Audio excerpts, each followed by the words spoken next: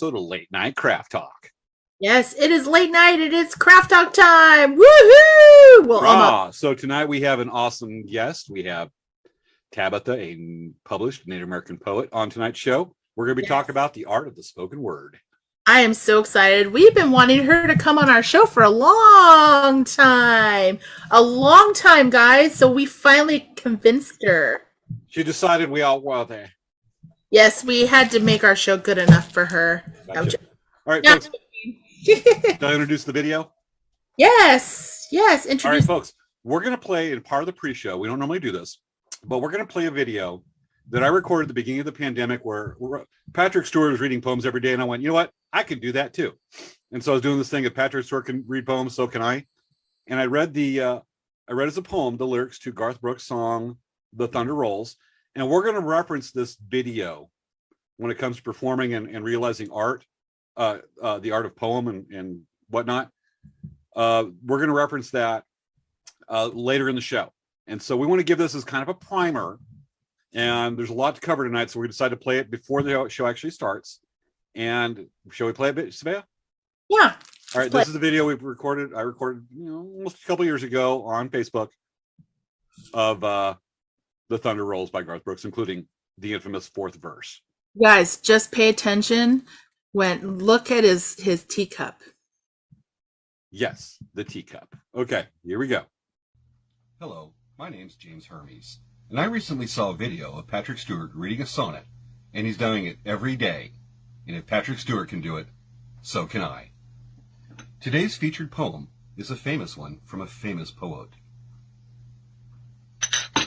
Today's poem will be The Thunder Rolls by Garth Brooks, and this is the full poem with the fourth verse. 3:30 in the morning, not a soul in sight. The city's looking like a ghost town on a moonless summer night. Raindrops on the windshield, there's a storm moving in. He's heading back from somewhere that he never should have been. And the thunder rolls, and the thunder rolls. Every light is burning in a house across town. She's pacing by the telephone in her faded flannel gown, asking for a miracle, hoping she's not right. They're praying that it's the weather that's kept him out all night. And the thunder rolls, and the thunder rolls. The thunder rolls, and the lightning strikes. Another love grows cold on a sleepless night. As the storm blows out of control, deep in her heart, the thunder rolls. She's waiting by the window when he pulls into the drive. She rushes out to hold him, thankful he's alive. But on the wind and the rain, a strange new perfume blows, and the lightning flashes in her eyes, and he knows that she knows, and the thunder rolls, and the thunder rolls. She runs back down the hallway and through the bedroom door. She reaches for the pistol kept in the dresser drawer. Tells the lady in the mirror he won't do this again, 'cause tonight will be the last night. She'll wonder where he's been. The thunder rolls and the lightning strikes. Another love grows cold on a sleepless night. As the storm blows out of control, deep in her heart, the thunder rolls. I'm James Hermes, and I'm not jealous of Patrick Stewart. Thank you for watching. There was fancy award-winning material. Yes, I really enjoyed watching you drink your tea because you very clearly drank your tea very well. Thank you. It was a lot of work because I was trying to compare myself downward to Sir Patrick Stewart. I mean, who could compare himself to Patrick Stewart? Patrick Stewart is the best. Was the best. Now it is I. With my green screen and smaller audience significantly by exponential amounts. No, I disagree. No. Disagree all you want, because we agree to disagree, even though I agree with you. Because I'm just being difficult. Folks, share the show. Get it going. I'm sharing. Yes. So, 10 more seconds to count down. I will start counting down, and Sabea will take turns as we go. Audience, get ready to count down with us. Hopefully you shared the show. We've done our part. And here we go. A few seconds left. And 10. 9. 8. 7. 6. 5. 4. 3. 2. 1. Let's go! Showtime! Woo! It's time for Late Night Craft Talk with hosts Svea Yang and James Hermes. On this week's show, Tabitha Smith, emerging native poet. What did the poet say to Luke Skywalker? Metaphors be with you. Let's time to start the show.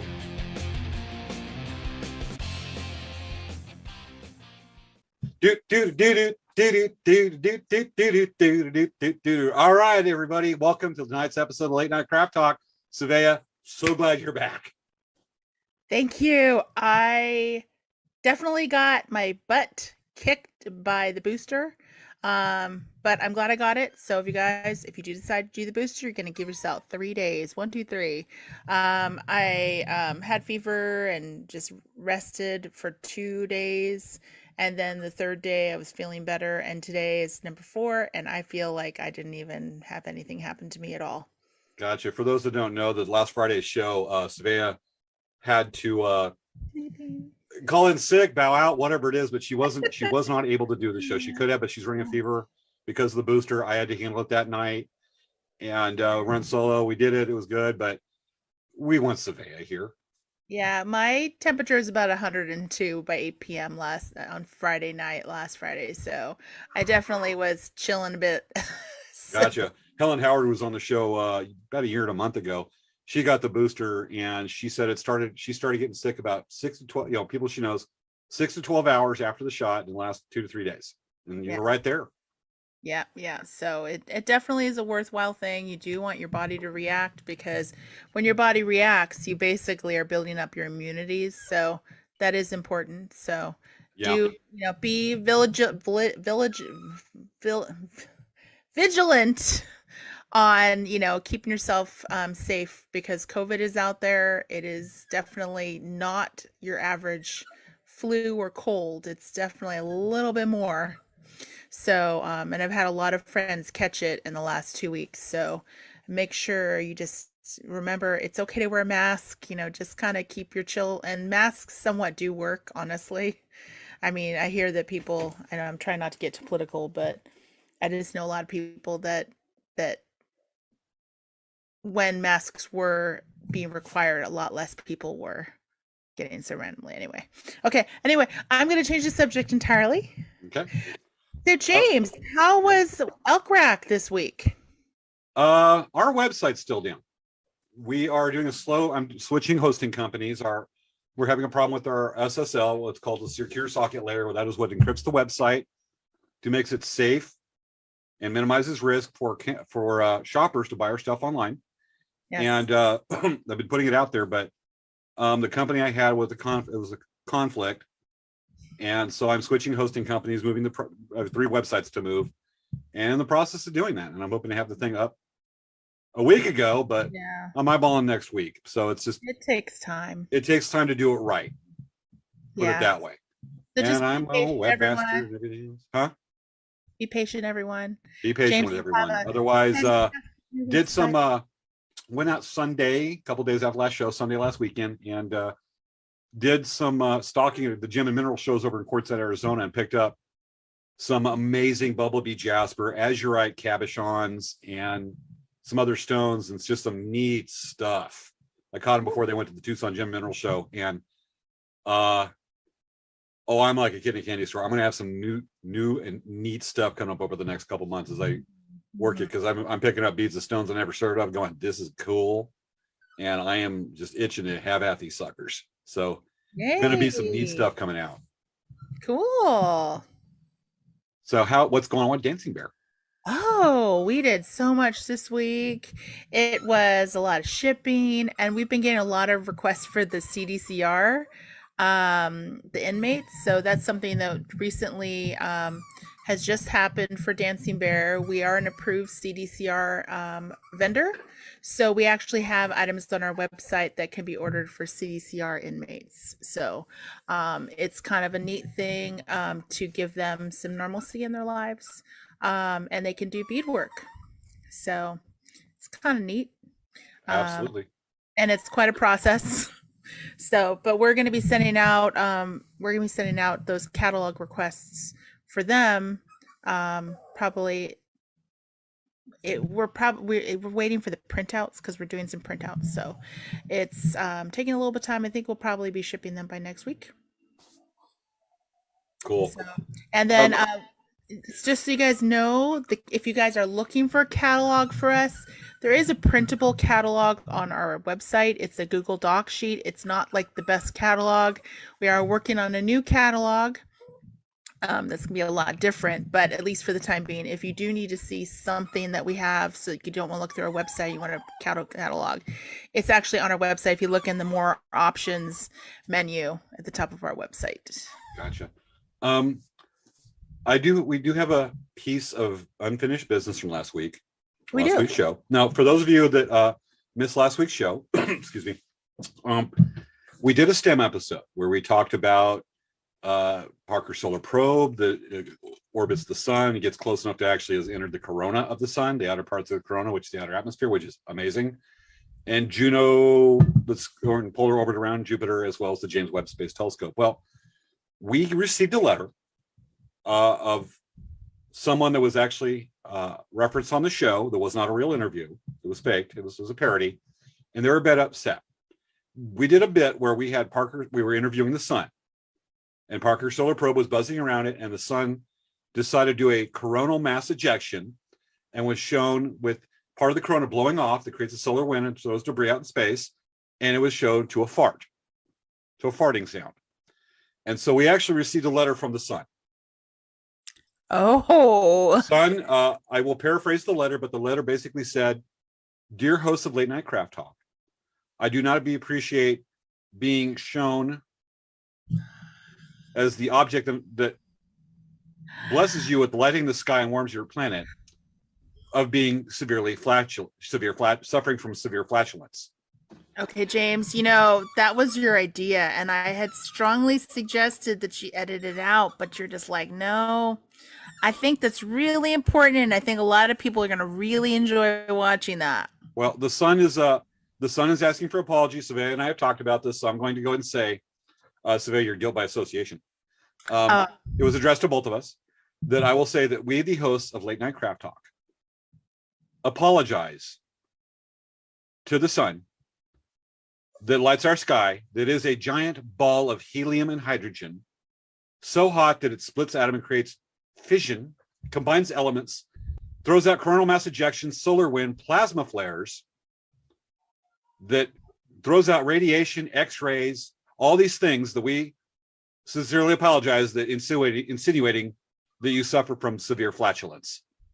They also powers all our electrical solar batteries and our solar houses and our solar farms. From all the light and other things that emit from the sun, much like, and occasionally lets out other particles that put it out, when it lets goose, when it has too much gas built up, and releases it in the form of, says he's sorry.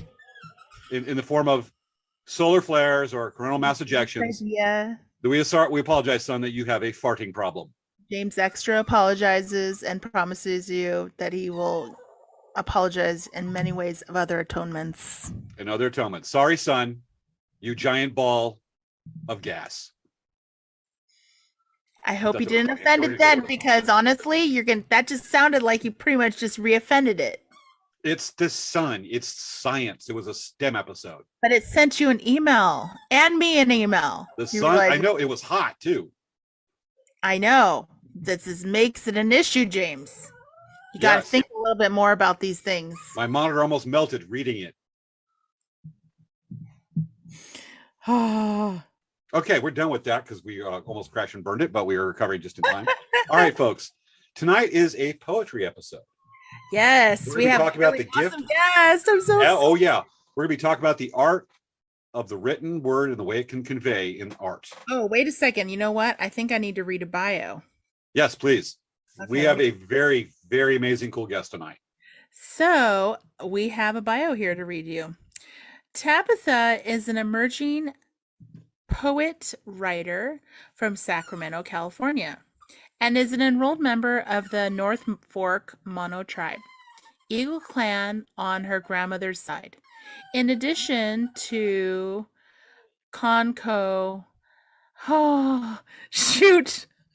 I feel, Do we need I'm another? Do we need to get another letter of apology going? Yeah, because I'm like butchering this. I'm sure, I'm gonna let her say it because she has the proper way to say it. Okay. She attended American River College and San Diego State University studying astronomy and American Indian Studies. Her pieces have been published in several editions of News from Native California and highlight topics relevant to the contemporary Cali Native experience. Tabitha works as an administrative professional, provides mentorship within her local Native community, and creates traditional beadwork. She currently resides in San Diego, California, with her husband, Jason, and dog, Coda. Wonderful! All I'm right, so folks, let's bring it. excited to have Tabitha. She Let's is bring out Tabitha. So, with that amazing bio we have on tonight's show, Tabitha Smith, emerging Native artist. yay! Welcome, Tabitha. Hi, You're going to be one of the Tabitha. coolest guests we've had in a while. You're going to be one of the standouts. I am so sorry. I butchered the tribe. So if you could do me a favor, if you could say it for me, please. No problem at all. I know a lot of people aren't familiar with some of the smaller tribes in California, but as Svea mentioned earlier, I am from the North Fork Mono tribe on my grandmother's side, Eagle Clan, from North Fork, California, which is in the Central Valley. And on my grandfather's side, I am Kunkow Maidun Wailaki. Very Awesomeness. awesome. And I'm sorry, that's from Round Valley Reservation up in Mendocino County. Okay. I just gotta think that Svea usually harps on me when we have Navajo guests, and I mispronounce some Navajo words. She's like, "Well, Svea." I know. I was like, oh no. Like I was fine and I was like, I can't do this. Like I'm just gonna butcher it. I just can't. But it's all awesome because we're learning. Yes. Absolutely. We're going to learn from you along with our audience tonight, and that's what matters. Okay. So, Tabitha, we are very excited you're here. So, let's start off by asking you some questions. The first thing I'd like to ask for you is how much time do you need for each poem? Oh my goodness. That's just like asking someone, how long does it take you to finish a painting?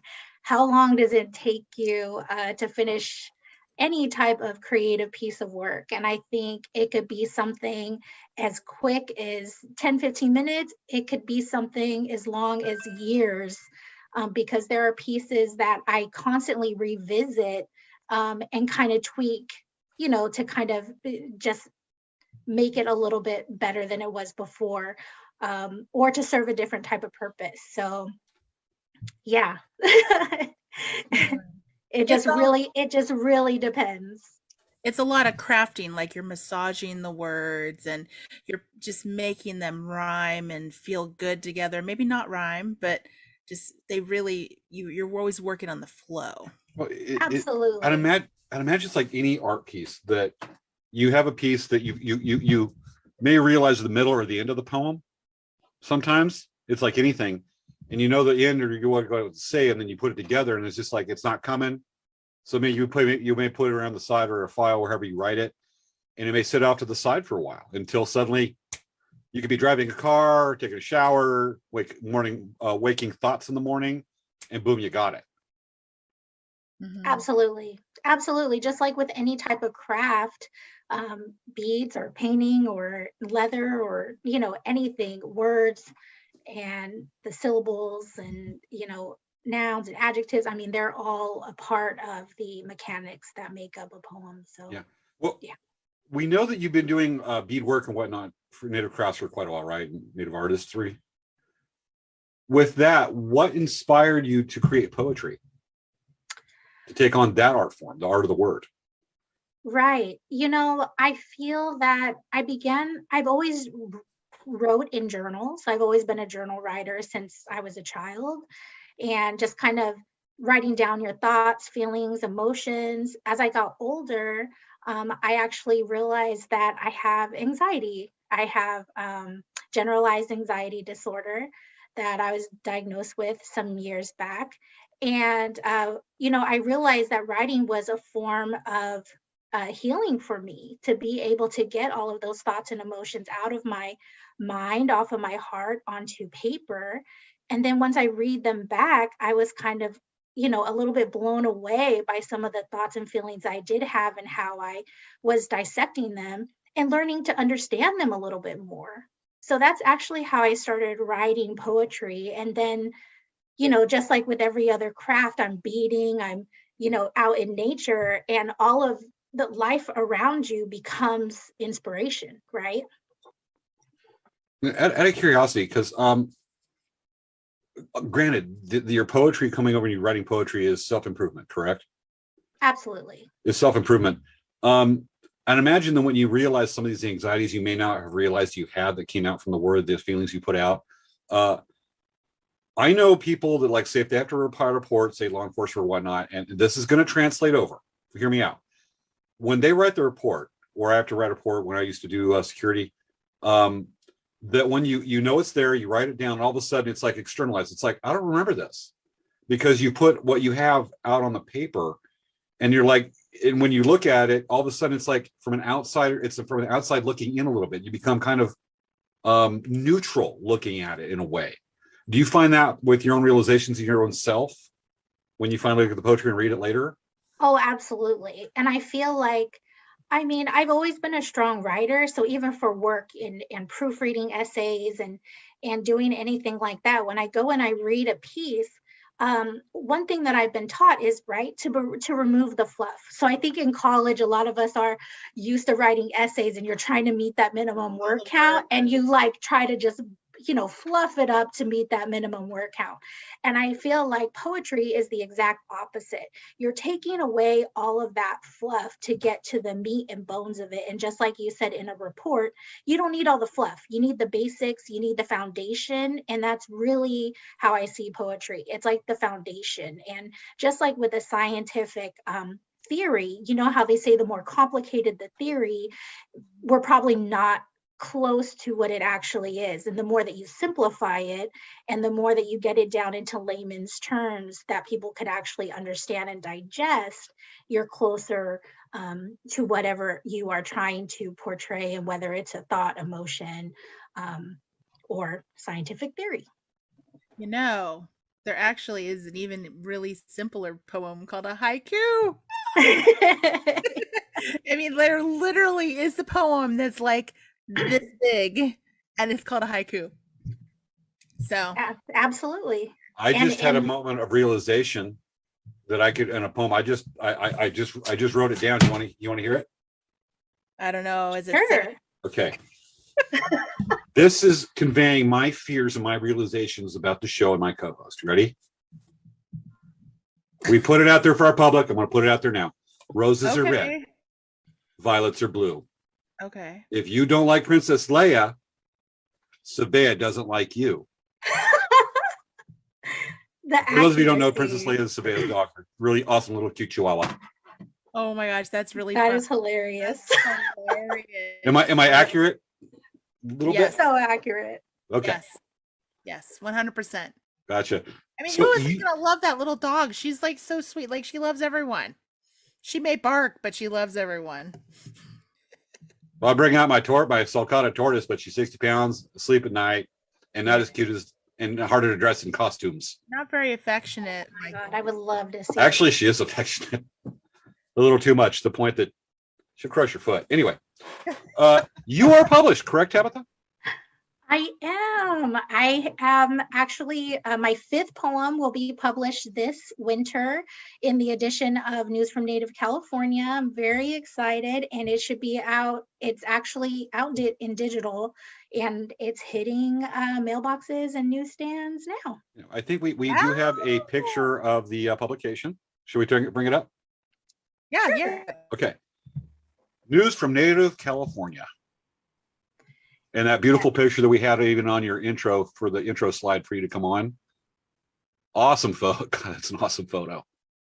So it's the poetry. It's the poetry of the photo of the picture. Is that Thank you.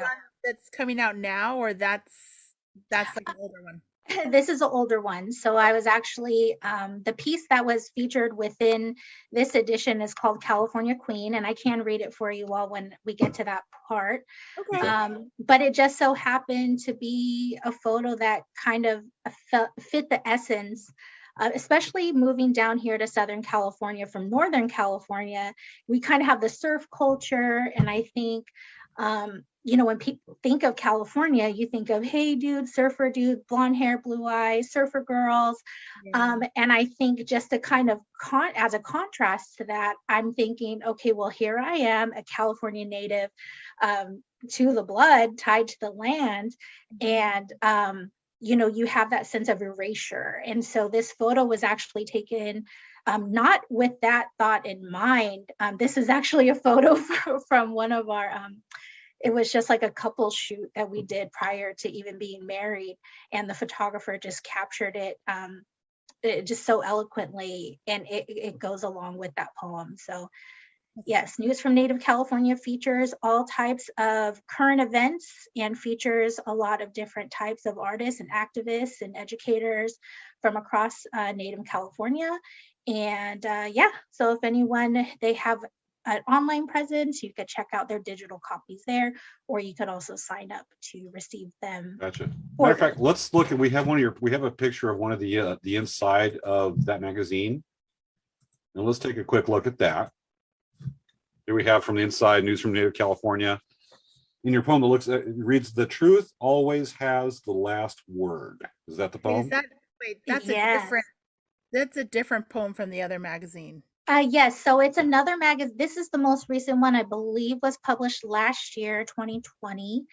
And I used to be in a writing group. So we would meet in San Marcos once a week. And it's pretty interesting. It was just a group of random writers. Some were published, some were not, some were amateur.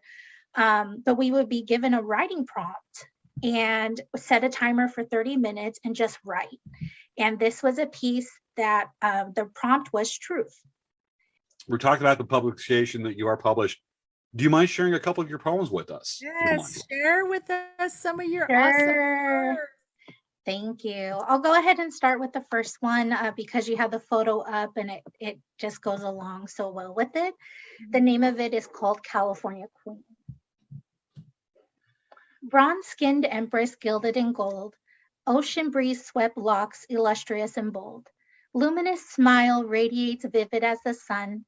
Noble energy flows endless as the valley rivers run. Splendid eyes bright as poppies in their peak. Roots regal like oaks, sturdy and deep. Glorious rule stretches vast as the beaches are long. Impeccable mind open, but culture sequoia strong. Lavish physique fertile like Yosemite in spring. Heart temperate as the Mojave, blazing supreme. Grandiose throne sits high atop the Sierra Mountain range. Sovereignty ancestral, unrelenting to change. Indigenous goddess reigning a millennial, so serene, second to none, she is the mighty California Queen. Oh, I have chills. That's awesome. I have goosebumps. I swear to gosh, I have goosebumps on my arms. I don't know if you can see them, but I have goosebumps. Thank you. That was cool. I loved it. That totally outclassed my "Roses Are Red" poem. Yeah. By lots. No, well, James, I really thought you would like that one because I know that you do a lot of adventuring and kayaking, hiking, all of that. Svea, you do a lot of camping. And I think, for all of us, we're tied to the land in some way. And that was just a way for me to honor our Native women here and our Mother Earth as well. Yeah, that is a wonderful, wonderful poem. Thank you. So the next one I'll read is actually the one that will be published this month, and it's called Adornment, and it's about the process of beading and beadwork. So here it goes. Motionless, the needle hand sits as the tip of nylon thread presses through the microscopic hole. Initial resistance is met with acceptance as the fine fiber prepares itself for creation.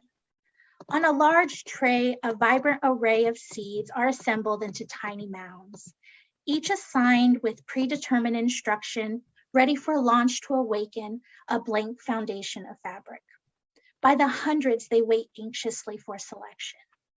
The slender needle gently dips into each pond of color, counting off in sets of integers to a code that mimics the pattern of the white veins of the petal of a bright red rose. Sun after days, moon after phase, this cycle repeats to reveal sections of perfectly curated rose. Aligned only by the presence of their neighbor, alone they are hope, together they are prayers. Every bead represents a wish, a wonder, a word of love and encouragement for its future keeper. These woven designs are tradition, culture, reimagined into a wearable piece of art. So that is adornment. That is really cool. Getting some head nods from us. Thank you. My auntie taught me how to bead when I was 9 years old. I first learned on a loom, and I think like all of us that craft and learn those kind of things, we're forever perfecting our process and the method of doing it. And yeah, that just came to me as I was beading one day, and yeah. That is really a nice. Got it. I really like that. I think this might be the time where we start breaking down to help some of our viewers Okay. learn this healing and self-realization improvement that you're learning yourself, that you've experienced and well on your way and doing amazingly. Thank To you. break down the creative process out, they can take the word, because granted, you don't have to be a master of the word and know all, be totally total, what's the word here? I'm forgetting the word. I'm talking about words. Eloquence. Yes. The eloquence, the flow of words. Some people are going to be like, Earl from Quarantinos. My name is Earl. Not exactly the most sophisticated words, but you don't have to say sophisticated words. You have to use the words and expand from there. So we can start by the beginning of the creative process for this road of self-improvement through the word and realization. Yeah. I mean, I think first of all, but oh, I'm sorry. Svea, are you going or? So let me make it simple. Okay. Where do you start? Like, Yeah. where do you start? yeah, because James has got to make things overly complicated. I was like, that was like a mile long, and I'm like, No, that's okay. I got it. I followed it. Me talking about caught big it. sophisticated words, and the Svea goes, where do we start? hey, you know what? It's been a Yeah, long day for me, absolutely. you and her. So Right. So I think the first place to start is by reading other people's work. So I think for me, it started from a very young age, reading authors like Maya Angelou and Joy Harjo, who currently is the U.S. Poet Laureate, and she's native Muskogee Creek. And it's just that she's published a ton of books and poetry, and being able to see other people really use creative writing to process events that happen in their lives, whether it's tragedy or triumph. And yeah, so starting with that, and then just writing, using a journal, writing on a piece of paper. A lot of people type. I hear people that type every morning, and just kind of a brain dump, doing a brain dump, just getting these thoughts out of your head, off of your heart.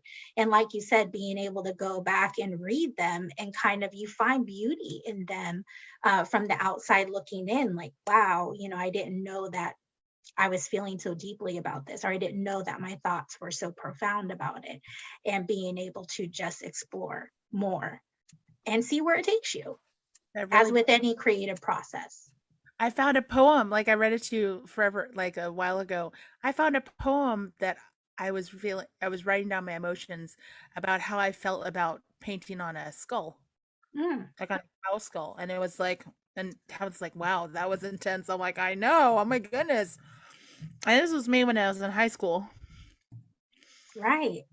Yes. And I think that's the most important part, is for me, is processing thoughts and emotions that are very complex, that may be hard for you to talk or discuss with anybody else. And the first thing to do is just to get it out on paper, get it out, typing, and being able to make art with it, and it could be fun as I have some pieces, like I said, I study astronomy, so you kind of hear, those thoughts and feelings kind of woven into the pieces, and being able to, I like to explore the mechanics of things, right? So just like with the beating, each and every part and piece, kind of dissecting it and being able to give emotion to those, and be a voice for those that don't necessarily are still finding the voice. That's great. Here's another one. This is going to be a little work with me here because apparently I overthink, over explain things on the show tonight. But part of what you've probably experienced is the inner voice. Mhm. And do you find when your inner voice, it sounds differently than when you may read it out loud, what you may think you sound like and what comes out, but you've tried reading your stuff out loud and you doesn't quite, it helps you formulate your voice, put it that way, your message. Yes, I feel like with some of my pieces, if when I read them out loud, it doesn't feel like something I would normally say in a regular conversation. I'm actually leading to something here, is that Okay. with that, do you recommend that people practice reading? If they're an aspiring poet, they can appreciate the poetry, they want to try their hand in it, try performing it. Oh, absolutely. And that's what I mean by like okay. reading it out loud, Yes. hearing your voice, hearing that, and then Yes. be able to and use that as a training for yourself to appreciate the inflections of it. Right. I think absolutely. Because like I said, there's some poetry that rhymes, but not all poetry rhymes. And so when you do read your pieces and those inflections, and how even the tempo of the words, right? Just like as with a sewing machine, your sewing patterns or whatever the case may be, the tempo really can drive a piece.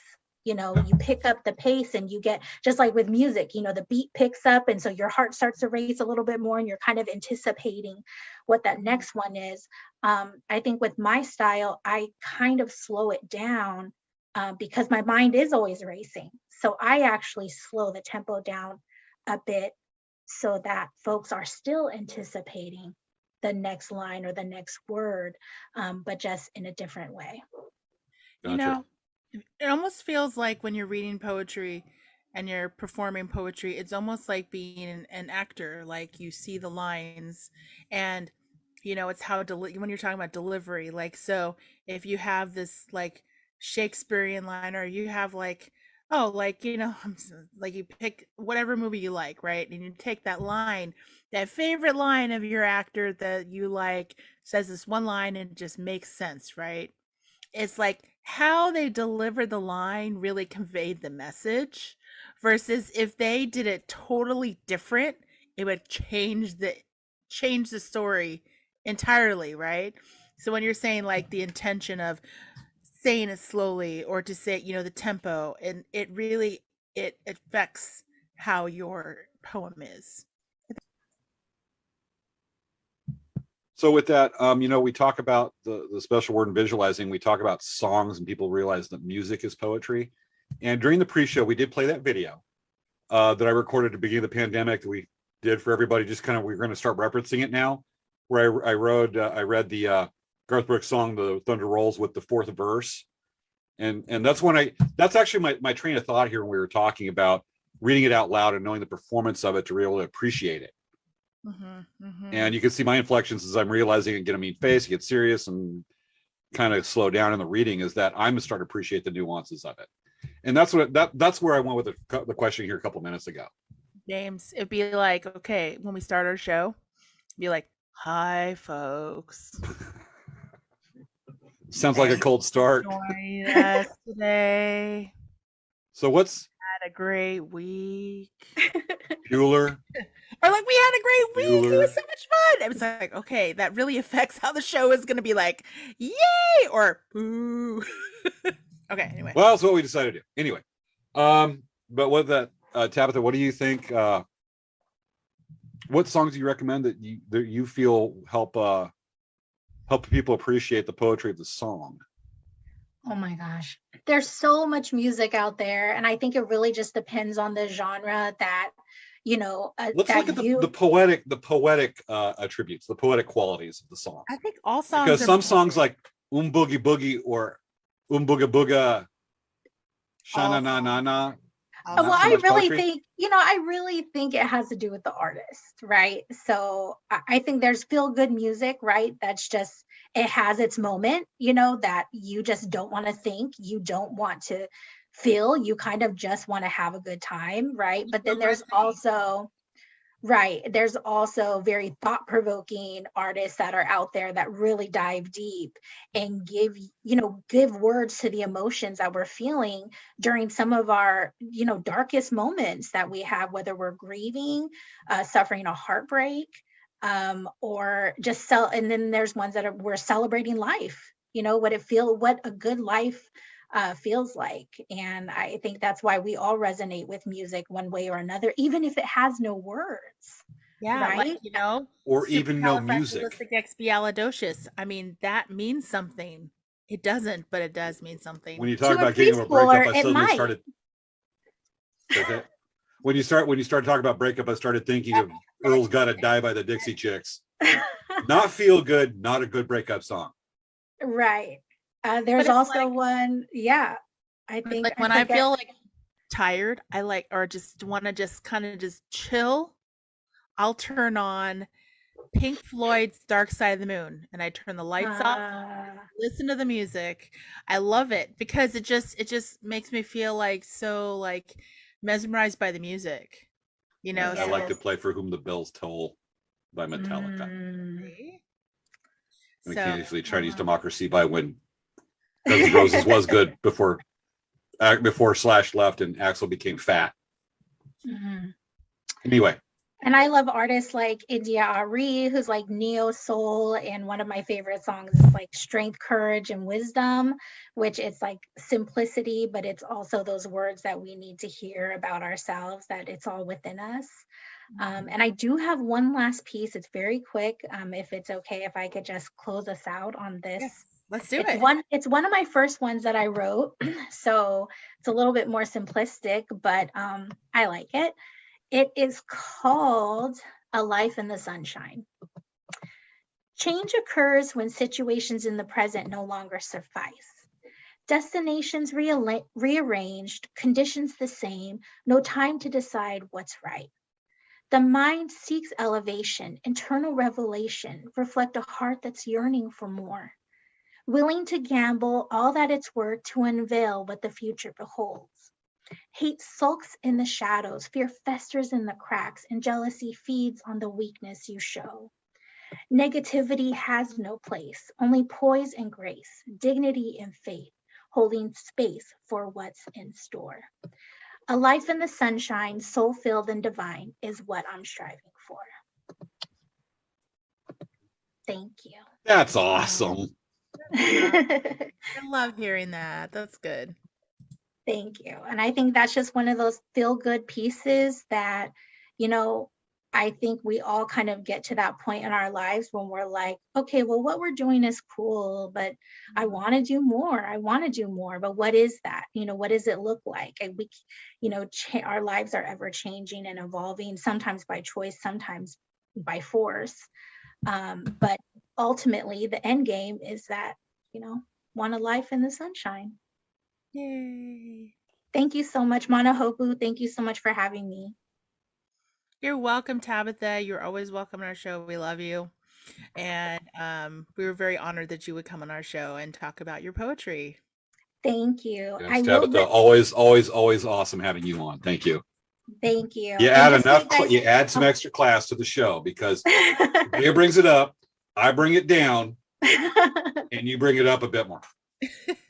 Thank so you. We're cruising just above a snake's ass in a wagon rut. Thank you. Well, April, just really quickly, quick plug. April is National Poetry Month. So that's also a great time to highlight poems and poetry. And May is also Mental Health Awareness Month. And those are also some really good times to use writing as medicine and provide prompts to your listeners, who are so glad that you guys have provided this platform to showcase so many different artists and your own work as well. So thank you. Oh, Can thank you. Can I try to make a poem with you two with your input right quick? Sure. I'm going to do it with beauty and one of the most beautiful things you can think of. And I'm going to try to formulate my thoughts as it happens. The humble cupcake. Okay. I just saw the cupcake on my desk right there and I went, I got to do something with this. Shall we try it? Let's go. Oh, cupcake with the sprinkles on top of the top. And the paper wrapper that wraps you like a cradle with frosting on top. How you are so scrumptious and spread joy to children that when I bite thee, I have a mouth full of rainbow sprinkles. Thank you very much. Poignant with what I was poignant. Very funny. The creative process. Thank you, folks. Yes, I just hope you don't receive any emails from the cupcake. Hopefully. Sounds it shouldn't be sounding. All I know is I'm going to keep my day job, but the Pulitzer's coming, as well as a Grammy, and an Emmy. I want an Emmy. Sure, we're gonna get an Emmy for the show. I'm sure. I want an Emmy. It's the Native American Music Awards. I have a place on my shelf over there for an Emmy for this show. Actually, I have a friend. He's a cameraman. I've been trying to get him on the show, and he's actually got 2 Emmys. He says you have a lot of Emmys, and we're doing this meeting and we're doing a fun thing saying, show the most useless thing you have, and he comes out with 2 Emmys, and he goes, I got these because I showed up. Wow. And apparently the awards were happening. He showed up to the awards. He got it, but he was at some news thing. It was a long story, but it was just weird. He's like, show your most useless things. And he goes, okay. And we're all going, no. Jeez. Trippy. All right. Okay, James. Huh? James. So what are we going to talk about for next week? Okay, Tabitha, always great to have you. So let's go ahead and introduce next week's show. We've gone from STEM last week to the art of the spoken word, and it's an amazing episode. Art of the spoken word to next week. We're going to get to the point. A short history and overview of arrowheads. Yes, arrowheads. Woo! Good point. Sharp, pointy objects. We're going to learn about napping. And then Svea pretends she's sleeping because it's spelled KN, not S. Okay. So we're gonna be. I'm a nap arrowheads. I knack to nap arrowheads. It's a fun thing we do. We're gonna bring out and kind of explain the different types of arrows you find in North America and how they're specialized. This is not a watching the grass growing episode. This is really cool stuff, especially because it's sharp, pointy things that go jab, jab, jab, jab. Okay. They're awesome, and we even show some of the stone awls. You know, y'all that do fabric work. Yes. Don't spoil all the secrets for next week. All right, y'all. Okay. All right. So, okay. You ready, folks?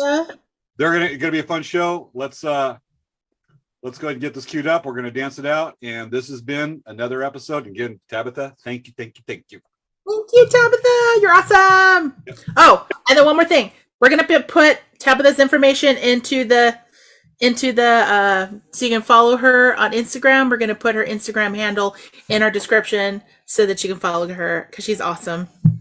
Absolutely. Because just don't say Insta like that one character we want to do away with, the influencer character. All right. Oh, okay. Her, yeah. Sava. All right, folks. This has been another. Now we're going to finally do it. We're going to dance, but this has been another episode of Late Night Craft Talk. We'll see you all next week. Dance, I tell you, dance. Dance. Cue tap dance.